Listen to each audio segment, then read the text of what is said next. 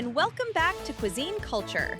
Today we're diving into the vibrant culinary scene of Tel Aviv, Israel, where the kitchen is alive, the flavors are bold, and the chefs, they're making waves across the globe. This city is cooking up something special, and we're here to taste it all.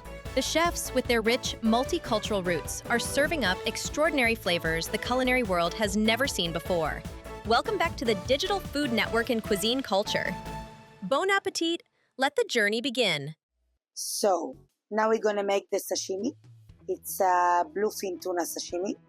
And now it's the bluefin season. They come to Israel. Now we have tuna bluefin, which is 100 kilo to 115 kilo. It's huge.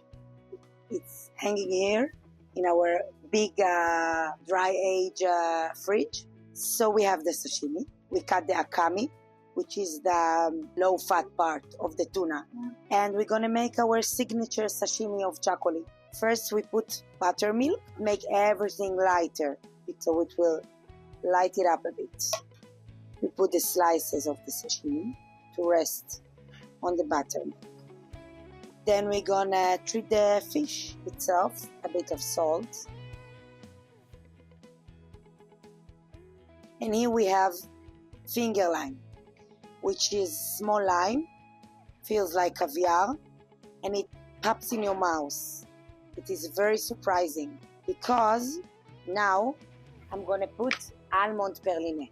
I asked myself what is Spanish sashimi, so I thought about ajo blanco, which is very, very Spanish.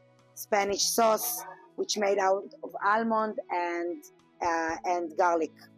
So I said okay, almonds. I want to make perline.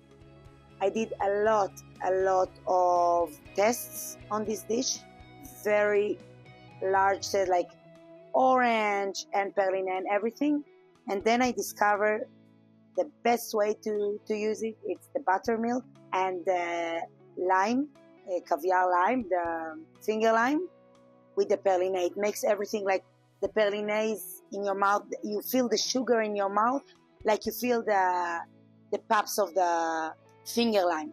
So it work together, and it's my Spanish addition for sashimi, which is not Spanish, but in my mind, it's to take the Spanish cuisine and make it mine. And we finish with olive oil, a bit of salt flakes here. Almond sashimi perline.